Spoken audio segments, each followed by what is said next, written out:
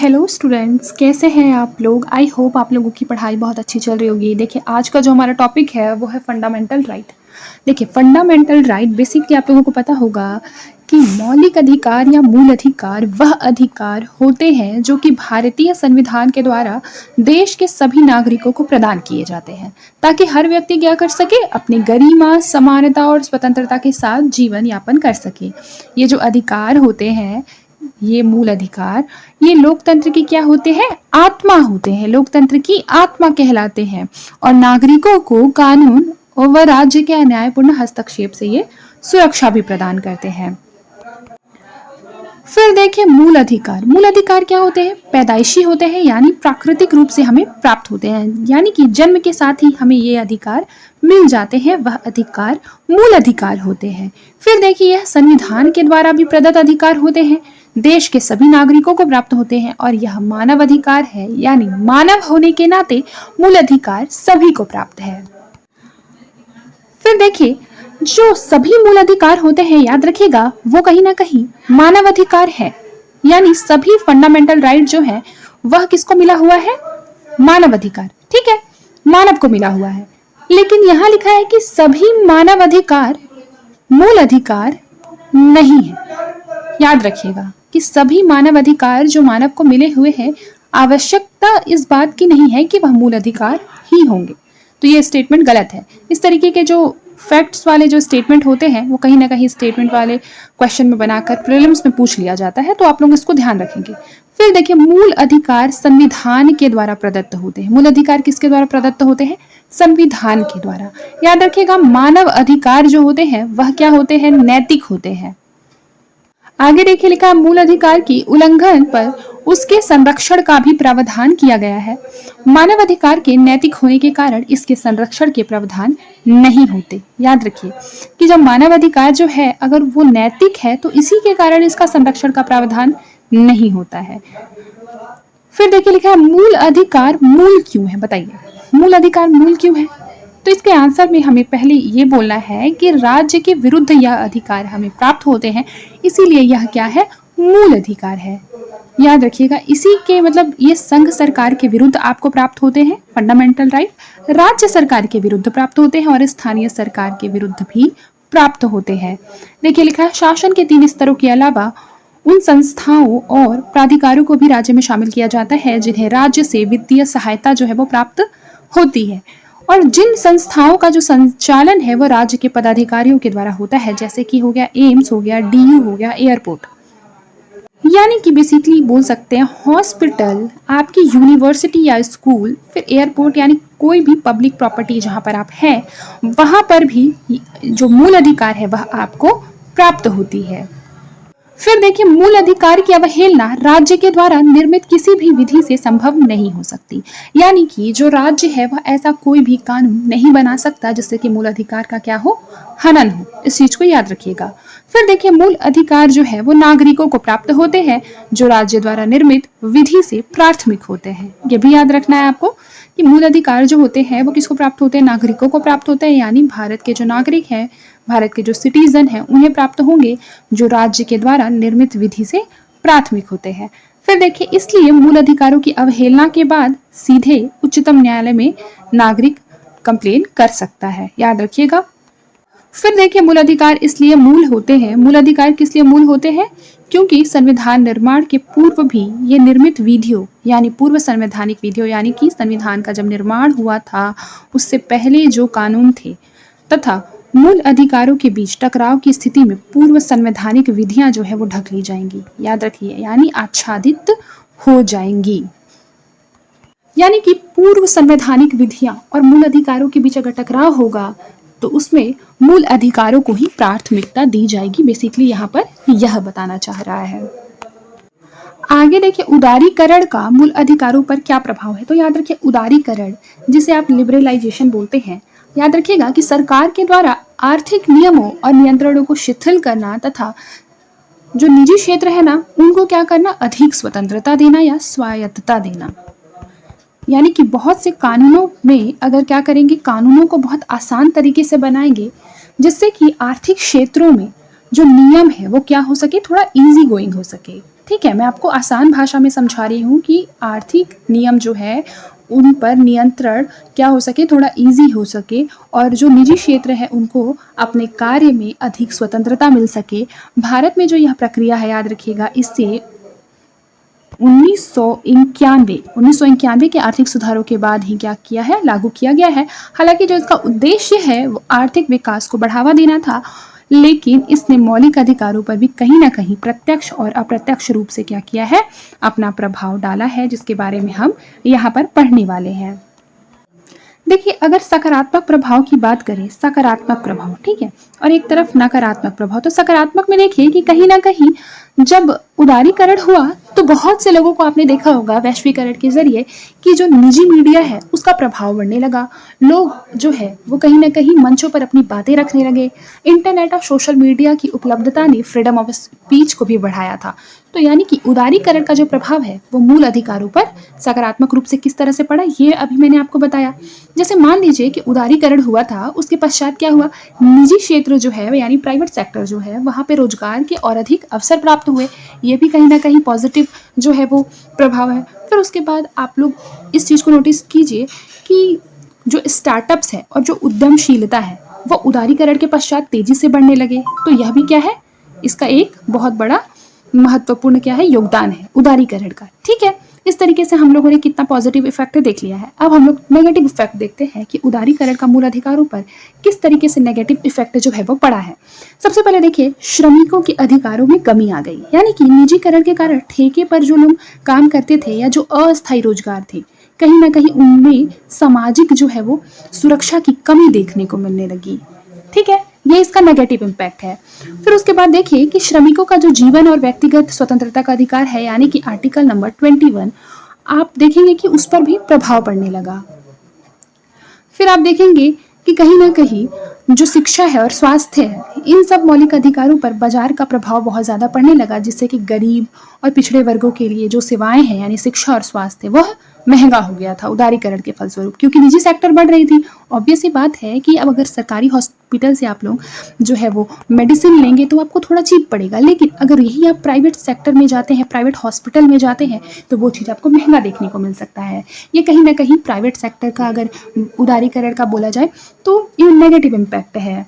आप लोगों ने देखा होगा कि नेगेटिव इम्पैक्ट में एक और बात नोटिस कीजिए कि जो निजी कंपनी होती है यानी प्राइवेट कंपनी होती है, उनके द्वारा बहुत से डेटा एकत्र करने और उपयोग करने की प्रवृत्ति जो है वो बढ़ने लगी है। आप लोगों ने देखा भी होगा, जैसे गूगल हो गया, माइक्रोसॉफ्ट हो गया इत्यादि, आप लोगों ने देखा होगा हमारे बहुत से जो निजी डेटा होते हैं वो लोग इकट्ठा कर लेते हैं। ठीक है, तो इससे क्या होता है, आर्टिकल नंबर 21 का कहीं ना कहीं ये उल्लंघन है। ठीक है, देखिए एक बात नोटिस कीजिएगा कि उदारीकरण ने मौलिक अधिकारों को तो एक और नए अवसर प्रदान किए थे, बिल्कुल ये बात से हम अग्री कर रहे हैं, लेकिन दूसरी ओर इससे सामाजिक असमानता और श्रमिकों की असुरक्षा और संवैधानिक मूल्यों पर भी कई खतरे पैदा होने लगे। इसलिए आवश्यक है कि सरकार संतुलन बनाए तथा क्या करे, आर्थिक विकास के साथ साथ नागरिकों की जो मौलिक अधिकार है उनकी भी रक्षा करे। आई होप कि आपको मैंने यहाँ तक पढ़ाया है वो आपको समझ में आया होगा। अब आगे देखिए यहाँ लिखा क्या है, जो मैंने समझाया है अपनी लैंग्वेज में वही यहाँ पर लिखा होगा कि 1991 के उदारीकरण के द्वारा शिक्षा, स्वास्थ्य जैसे क्षेत्रों में भी निजी कंपनियों का प्रवेश हो गया, जिसकी वजह से क्या हो गई, ये महंगी हो गई और सार्वजनिक उद्यमों का भी निजीकरण कर लिया गया। इसलिए मूल अधिकारों का जो दायरा है वो सीमित हो रहा था। देखिए, क्योंकि मूल अधिकार राज्य के विरुद्ध प्राप्त होते हैं और राज्य के कार्य का जो दायरा है वह क्या होने लगा, संकुचित होने लगा। इसलिए आरक्षण का जो प्रावधान है वो निजी क्षेत्रों में क्रियान्वित नहीं हो सकता है। आई होप कि आपको क्लियर हो गया होगा। देखिए, जो निजी सेक्टर है कहीं ना कहीं आप लोगों ने देखा होगा कि वो पूरी तरीके से सरकार के नियंत्रण में कहाँ होती है, वह तो क्या होती है, स्वतंत्र होती है। इसीलिए वहां पर जो है वो रिजर्वेशन को लागू करवाना ये सरकार के हाथ में भी नहीं है। इस वजह से जो निजी सेक्टर है वह चाहे तो रिजर्वेशन दे सकती है या ना चाहे तो नहीं भी दे सकती है, लेकिन गवर्नमेंट सेक्टर में ऐसा है कि रिजर्वेशन देना अनिवार्य है क्योंकि वह गवर्नमेंट के अंतर्गत आती है। आई होप कि ये सारी जो बेसिक चीजें हैं वो आप लोगों को पता भी होंगी। आगे देखिए मूल अधिकार के प्रकार। तो देखिए सबसे पहले समानता में शामिल नहीं है। ये एक क्वेश्चन है कि समानता में क्या शामिल नहीं है। ऑप्शन नंबर ए, विशेषाधिकारों का अभाव, ऑप्शन नंबर बी सभी को समान अवसर, ऑप्शन नंबर सी भेदभाव का अभाव, ऑप्शन नंबर डी प्रतिस्पर्धा की अनुपस्थिति। तो यानी कि अगर इसका करेक्ट आंसर देखा जाए तो ये हो जाएगा ऑप्शन नंबर डी प्रतिस्पर्धा की अनुपस्थिति, यानी कि यह समानता में शामिल नहीं है। देखिए पहला क्या है, समानता का अधिकार। आप लोगों को पता होगा समानता का अधिकार जो है वो आर्टिकल नंबर 14 के अंतर्गत आता है। हमारे संविधान के कौन से आर्टिकल के अंतर्गत आता है बोलिए? 14 के अंतर्गत आता है। ठीक है, देखिए भारत के संविधान का जो समानता का अधिकार है वो एक महत्वपूर्ण मौलिक अधिकार है जो कि प्रत्येक नागरिक को कानून के सामने क्या देता है, बराबरी और बिना भेदभाव के व्यवहार की गारंटी देता है। इसके अंतर्गत सभी विधि के समक्ष क्या होंगे, समान होंगे, यानी सभी लोग विधि के समक्ष यानी कानून के समक्ष क्या है, समान है। सभी के साथ समान व्यवहार किया जाएगा। किसी भी व्यक्ति का जो पद प्रतिष्ठा है वो समान विधि लागू होगी। ठीक है, मतलब कि कोई भी व्यक्ति मान लीजिए कितना भी वो पद प्रतिष्ठा वाला हो, उसमें क्या होगी, समान कानून ही लागू होगी। फिर देखिए विधि का शासन, यानी कि कानून का शासन का जो है वो पालन किया जाएगा। इसमें विषमता का अभाव है, विशेषाधिकारों का भी अभाव है। फिर उसके बाद देखिए विधि का समान संरक्षण, क्या होगा, विधि का समान संरक्षण। ये चीज अमेरिका से लिया गया है, जैसे विधि के समक्ष समानता जो था वो ब्रिटिश से लिया गया था, यानी ब्रिटेन से लिया गया था, लेकिन विधि का समान संरक्षण किया जाएगा ये चीज जो है वो अमेरिका के कॉन्स्टिट्यूशन से लिया गया है। याद रखिएगा कि संरक्षण जो है वो राज्य के द्वारा संरक्षण की बात कही गई है इसमें। और फिर देखिए लिखा है वंचित वर्गों का संरक्षण, फिर उसके बाद है वंचित वर्गों का उत्थान, समान व्यवहार नहीं होगा अपितु भेदभाव किया जाएगा। फिर देखिए यहाँ लिखा है समानों के साथ समान व्यवहार, यानी कि अगर यहाँ पर मान लीजिए कि 1 2 3 4 5 लोग हैं जो कि क्या है, एक समान है। ठीक है, तो उनके साथ जो बिहेवियर होगा वह भी क्या होगा, एक समान ही होगा। बेसिकली यहाँ बात की गई है कि एक समान स्थिति में एक समान व्यवहार। फिर उसके बाद देखिए परिस्थितियों के अनुसार अलग या पृथक विधि का निर्माण किया जाएगा। फिर उसके बाद देखिए भेदभाव का जो आधार होगा वह तार्किक होगा, यानी कि भौगोलिक क्षेत्र के आधार पर भेदभाव जो है, व्यवसाय के आधार पर, उसके बाद सामाजिक वंचना के आधार पर ऐसी कोई जो लिस्ट है वो नहीं है, क्योंकि ये सब जो निर्णय है कि किस आधार पर जो है वो भेदभाव किया जा सकता है उसका आधार तार्किक होगा, जिसका जो निर्णय है वो कौन लेता है, सुप्रीम कोर्ट लेता है। याद रखिएगा भौगोलिक, व्यवसायिक और सामाजिक वंचना के आधार पर कोई भेदभाव नहीं होगा। देखिए एक चीज याद रखिए कि यहाँ पर लिखा है विधि के समक्ष समानता का अपवाद, ये किसमें है, आर्टिकल नंबर 361 में है। बेसिकली इसमें बात बोला गया है कि राष्ट्रपति और राज्यपाल दोनों को कुछ विशेष संरक्षण प्रदान किए गए इसके तहत। जैसे देख लीजिए भारत के जो राष्ट्रपति हैं और राज्यपाल, उनको उनके कार्यकाल के दौरान क्या होता है, न्यायिक प्रक्रिया से छूट प्राप्त है। उदाहरण के लिए यदि बोले तो जो राष्ट्रपति है यानी जो प्रेसिडेंट है, उनके कार्यों के लिए कोर्ट में उन्हें नहीं घसीटा जा सकता जब तक वे क्या है, अपने पद पर आसीन है। यह कहीं ना कहीं क्या है, उनका विशेषाधिकार है, जो कि विधि के समक्ष समानता का कहीं ना कहीं एक अपवाद है। तो याद रखिएगा अगर आपसे कोई पूछे कि विधि के समक्ष समानता का कोई अपवाद जो आपको याद हो तो आप तुरंत कहेंगे एक अच्छे और समझदार बच्चे की तरह कि यस मैम या यस सर, बिल्कुल आर्टिकल नंबर 361 जो है वो विधि के समक्ष समानता का अपवाद है। आगे देखिए यहाँ क्या लिखा है, इसको भी एक बार पढ़ लेते हैं। हालांकि जो चीज मैंने आपको समझाया है मोटा मोटी यहाँ वही लिखा होगा। देखिए राष्ट्रपति या राज्यपाल के विरुद्ध अपने पद पर रहने के दौरान किसी भी प्रकार की आपराधिक कार्यवाही न तो आरंभ की जाएगी और न ही बरकरार रखी जाएगी। देखिए मैंने भी बोला ना कि जो प्रेसिडेंट है या जो गवर्नर है उनके विरुद्ध अपने पद पर रहते हुए, जब तक कि उनको वो पोस्ट जो है वो मिला हुआ है, ठीक है, अपने पद पर वे आसीन है, उसके दौरान किसी भी प्रकार की कोई भी जो क्रिमिनल कार्यवाही है वो नहीं आरंभ की जाएगी और न ही बरकरार रखी जाएगी। ठीक है, फिर उसके बाद देखिए राष्ट्रपति अपने आधिकारिक कार्यों के लिए किसी भी न्यायालय के समक्ष उत्तरदायी जो है वो नहीं होंगे। याद रखिएगा जो प्रेसिडेंट है वो अपने आधिकारिक कार्यों के लिए किसी भी न्यायालय के समक्ष जो है वो उत्तरदायी नहीं होंगे, किसी भी न्यायालय के समक्ष। फिर उसके बाद देखिए राष्ट्रपति या राज्यपाल, तो याद रखिएगा व्यक्तिगत, याद रखिएगा व्यक्तिगत है और एक आधिकारिक है। देखिए जो राष्ट्रपति और राज्यपाल है उनके दो अधिकार मेनली होते हैं, एक होता है व्यक्तिगत अधिकार और दूसरा होता है आधिकारिक अधिकार। देखिए व्यक्तिगत अधिकार जो होता है वो जो मैंने आपको बताया आर्टिकल नंबर 361 जो है वो व्यक्तिगत अधिकार के तहत आएगा, याद रखिएगा, क्योंकि कहीं ना कहीं निजी कार्य के लिए भी कुछ सीमित मामलों में सिविल केस हो सकता है, वह भी 2 महीने की सूचना के बाद। तो इतना बड़ा विशेषाधिकार उनको क्या है, व्यक्तिगत रूप से प्राप्त है। और जो आधिकारिक अधिकार है उसके अंतर्गत बहुत से अधिकार आते हैं, जैसे पहला हो जाएगा कार्यकारी अधिकार जिसे कहेंगे एग्जीक्यूटिव पावर्स, दूसरा हो जाएगा विधायी अधिकार लेजिस्लेटिव पावर, और तीसरा हो जाएगा न्यायिक अधिकार, और चौथा क्या हो जाएगा आपातकालीन अधिकार। ये सभी किस में आ जाएंगे, आधिकारिक अधिकार में आ जाएंगे, याद रखिएगा। देखिए आधिकारिक बेसिकली जो कार्यकारी अधिकार है उसके अंतर्गत क्या आ जाएगा, कार्यकारी अधिकार के अंतर्गत यानी एग्जीक्यूटिव पावर्स के अंतर्गत आएगा कि जो सभी कार्य हैं वो केंद्र सरकार के नाम से कौन करता है, राष्ट्रपति के नाम पर किए जाते हैं, सभी कार्य जो केंद्र में होते हैं। फिर देखिए प्रधानमंत्री और मंत्रिपरिषद की सलाह पर यह क्या करते हैं, अन्य मंत्रियों की नियुक्ति करते हैं, आपको पता भी होगा राष्ट्रपति करते हैं, यह भी उनका क्या है, कार्यकारी अधिकार है। विधायी अधिकार के अंतर्गत यदि हम बात करें तो मान लीजिए जो उनको विधि के अनुसार प्राप्त है, जैसे कि संसद का सत्र बुलाना या फिर संसद का सत्र जो है उसको स्थगित करना या फिर संसद के संयुक्त सत्र को बुलाना। आई होप कि आप लोगों ने ये सारी चीजें पढ़ी होंगी, यह उनके विधायी अधिकार के अंतर्गत आएगा जो कि इनका आधिकारिक अधिकार है, ठीक है। फिर उसके बाद है न्यायिक अधिकार। न्यायिक अधिकार के अंतर्गत आपको पता ही है आर्टिकल नंबर 72 के तहत राष्ट्रपति को दया, माफी, क्षमा और निलंबन या फिर दंड को कम करने का अधिकार जो है वो प्राप्त है। फिर उसके बाद देखिए आपातकालीन अधिकार। 3 प्रकार के आपातकाल जो है वो घोषित करने का अधिकार प्रेसिडेंट के पास है, आप लोगों को पता होगा, ये भी उनके आधिकारिक अधिकार के अंतर्गत आएंगे। जैसे देखिए पहला हो जाएगा राष्ट्रीय आपातकाल, दूसरा हो जाएगा राज्य आपातकाल और तीसरा हो जाएगा वित्तीय आपातकाल, ठीक है।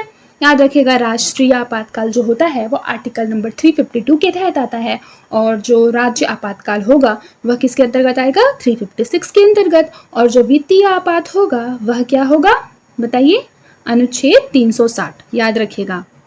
फिर उसके बाद देखिए सबके साथ समान व्यवहार से विदेशी राजदूतों या उच्चायुक्त को छूट है, याद रखेगा इस चीज को। फिर उसके बाद देखिए ये क्वेश्चन है यहाँ पर कि विधि के समान संरक्षण में कौन सा विचार जो है वो अंतर्निहित है, तो ऑप्शन नंबर ए परिस्थितियों के अनुसार पृथक विधि का निर्माण करना, पुरुष एवं महिलाओं के बीच भेदभाव का अभाव, एक समान व्यवहार करना, विशेषाधिकारों का अंत। बताइए कौन सा होगा, ऑप्शन नंबर ए परिस्थितियों के अनुसार पृथक विधि का निर्माण करना है, यह जो है वो विधि के समान संरक्षण के अंतर्गत आता है। देखिए यहाँ पर क्या लिखा हुआ है कि राज्य के द्वारा सामाजिक समानता बनाए रखने के क्या क्या प्रयास है, तो आर्टिकल नंबर 15 के तहत नागरिकों को धर्म, प्रजाति, मूल वंश, जाति, लिंग, जन्म स्थान पर कोई भेदभाव नहीं किया जाता है। भेदभाव जो है वह केवल तब हो सकता है शैक्षणिक योग्यता के आधार पर, शारीरिक मानदंडों के आधार पर, प्रतिस्पर्धा के आधार पर। आप लोग देखे होंगे इसी के अंतर्गत बहुत सारा जो एग्जाम है उसकी एलिजिबिलिटी क्राइटेरिया जो होती है वो अलग अलग होती है। कहीं पर देखिएगा शारीरिक मानदंड, जैसे आप मान सकते हैं किसी को चश्मा लगा है तो बहुत से लोग क्या होते हैं किसी पर्टिकुलर एग्जाम में वे लोग नहीं बैठ सकते हैं, या फिर किसी को चश्मा नहीं लगा है तो वे लोग क्या कर सकते हैं, बैठ सकते हैं। तो शारीरिक मानदंड आप ऐसे समझ सकते हैं। प्रतिस्पर्धा यानी कि मान लीजिए एलिजिबिलिटी क्राइटेरिया को चेंज कर देना। शैक्षिक योग्यता में भी आप वही समझ सकते हैं कि कहीं पर मान लीजिए आप ग्रेजुएशन करके एग्जाम दे सकते हैं, कहीं पर आपको पोस्ट ग्रेजुएशन की आवश्यकता होती है। आगे देखिए याद रखिएगा आर्टिकल नंबर 15(2) में ये चीज बोला गया है कि दुकान, होटल, सार्वजनिक रेस्टोरेंट, सार्वजनिक मनोरंजन के चाहे कुएं हो, तालाब हो, स्नान घाट और सड़क, सार्वजनिक रिजॉर्ट, यहाँ पर क्या होगा उनके प्रवेश को कोई भी केवल धर्म, जाति या लिंग या जन्म स्थान, नस्ल के आधार पर रोक नहीं सकता, याद रखिएगा। अब कल हम लोग आर्टिकल नंबर 15 और क्लॉज 3 पढ़ेंगे, ठीक है। तो चलिए आइए अब आज के लिए बस इतना ही, मिलते हैं नेक्स्ट क्लास में। तब तक के लिए अपना ख्याल रखिए और मन लगाकर पढ़ाई करते रहिए।